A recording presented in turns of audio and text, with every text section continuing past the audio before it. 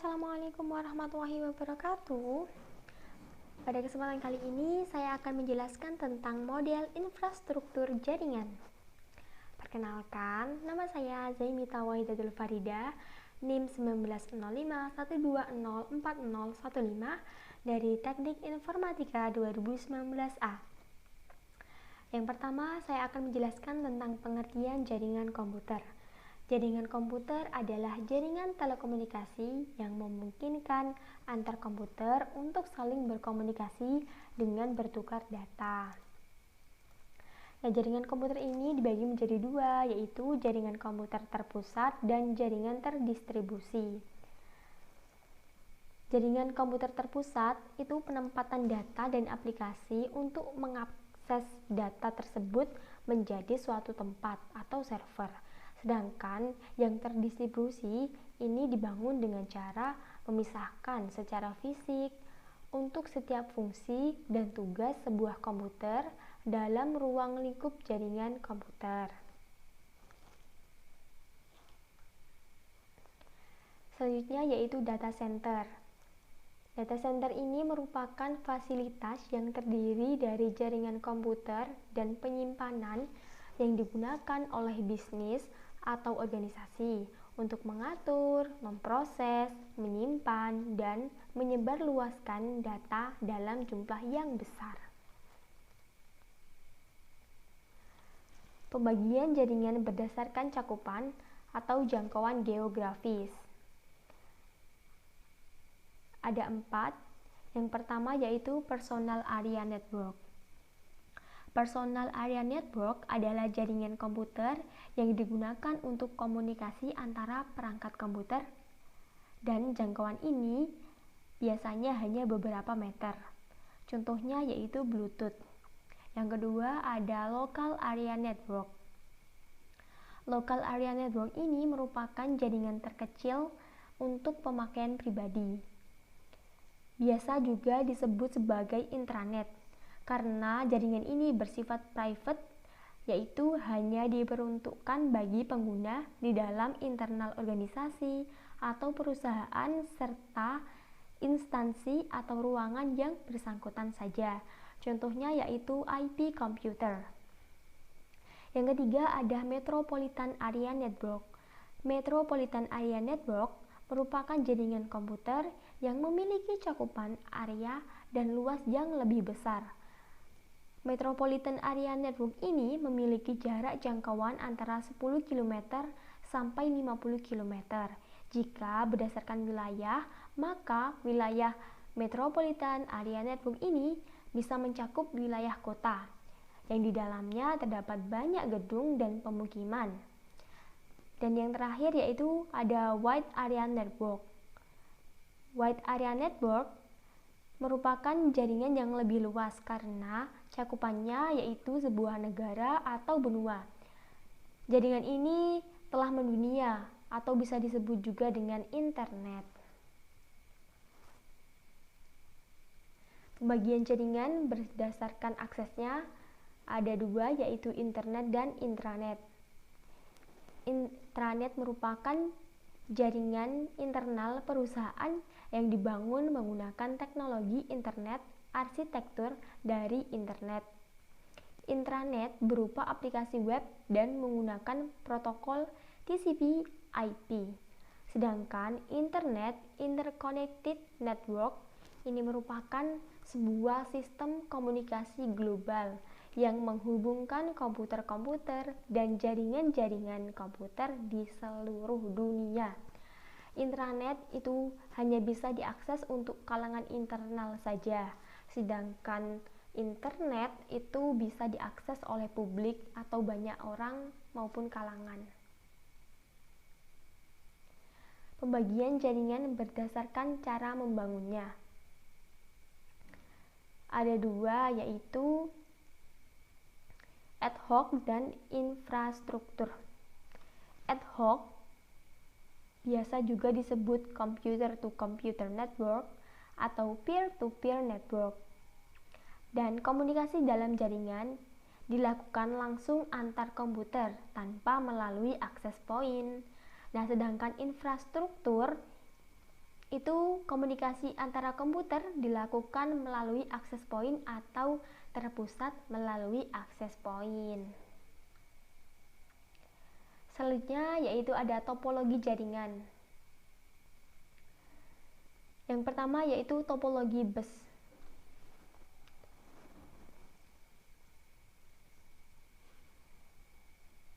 Kelebihan dari topologi bus adalah yang pertama ada biaya instalasi yang bisa dibilang sangat murah karena hanya menggunakan sedikit kabel. Yang kedua yaitu penambahan klien atau workstation baru dapat dilakukan dengan mudah. Dan kelebihan yang selanjutnya yaitu topologi yang sangat sederhana dan mudah diaplikasikan.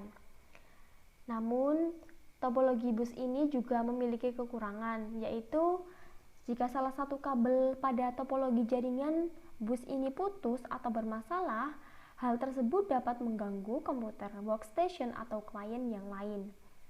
Proses sending atau mengirim dan receiving atau menerima data ini kurang efisien. Kekurangan selanjutnya yaitu topologi yang sangat jadul dan sulit dikembangkan. Topologi star, kelebihannya ada 3, sebenarnya ada banyak tapi saya mengambil 3 saja, yaitu apabila salah satu komputer mengalami masalah, jaringan pada topologi ini tetap berjalan dan tidak mempengaruhi komputer yang lain. Bersifat fleksibel dan tingkat keamanannya bisa dibilang cukup baik daripada topologi bus. Untuk kekurangannya yaitu jika switch atau hub yang notabene sebagai titik pusat mengalami masalah, maka seluruh komputer yang terhubung pada topologi ini juga mengalami masalah. Selanjutnya cukup membutuhkan banyak kabel, jadi biaya yang dikeluarkan bisa dibilang cukup mahal. Selanjutnya yaitu jaringan sangat tergantung pada terminal pusat. Yang ketiga ada topologi ring. Kayak gini ya bentuknya teman-teman. Kelebihannya memiliki performa yang lebih baik daripada topologi bus, mudah diimplementasikan, konfigurasi ulang dan instalasi perangkat baru bisa dibilang cukup mudah. Untuk kekurangannya sendiri yaitu kinerja komunikasi dalam topologi ini dinilai dari jumlah atau banyaknya titik atau node. Troubleshooting bisa dibilang cukup rumit dan jika salah satu koneksi terputus, maka koneksi yang lain juga ikut putus. Selanjutnya ada topologi mesh. Kelebihan topologi mesh yang pertama, jalur pengiriman data yang digunakan sangat banyak. Jadi tidak perlu khawatir akan adanya tabrakan data atau collision. Besar bandwidth yang cukup lebar. Keamanan pada topologi juga bisa dibilang sangat baik. Untuk kekurangannya, proses instalasi jaringan pada topologi ini sangatlah rumit, membutuhkan banyak kabel, dan memakan biaya instalasi yang sangat mahal dikarenakan membutuhkan banyak kabel. Selanjutnya ada topologi tree. Kelebihannya topologi tree ada memiliki jaringan yang lebih besar, mempunyai akses segera, memiliki keterbatasan titik, dan memiliki manajemen data yang baik. Untuk kekurangannya sendiri, yaitu dapat melumpuhkan semua jaringan, pengelolaan yang tergolong sulit, biaya yang lebih banyak, dan memiliki konfigurasi dan perawatan yang sulit. Yang terakhir ada topologi extended star. Kelebihannya cukup mudah untuk mengubah dan menambah komputer ke dalam jaringan. Bahkan jika kita ingin menambah jaringan baru, kita bisa menambahkan repeater. Yang kedua, apabila satu komputer yang mengalami kerusakan dalam jaringan, maka komputer tersebut tidak akan mengganggu aktivitas jaringan yang lain. Kekurangannya yang pertama ada membutuhkan lebih banyak repeater jika ingin menambah jaringan baru dengan jangkauan yang lebih luas. Dan selanjutnya ada lalu lintas data yang padat dapat menyebabkan jaringan bekerja lebih lambat. Pembagian jaringan penggunaan kabel. Ada jaringan berkabel atau wire network dan jaringan nirkabel atau wireless network. Jaringan berkabel itu suatu media transmisi data yang digunakan dalam jaringan, yaitu berupa kabel. Kabel tersebut digunakan untuk menghubungkan satu komputer dengan komputer lain untuk bisa saling bertukar informasi atau data yang terhubung dalam suatu internet. Sedangkan jaringan nirkabel tidak menggunakan kabel untuk bertukar informasi atau data dengan komputer lain, melainkan menggunakan gelombang elektromagnetik untuk mengirimkan sinyal informasi dan data antar komputer.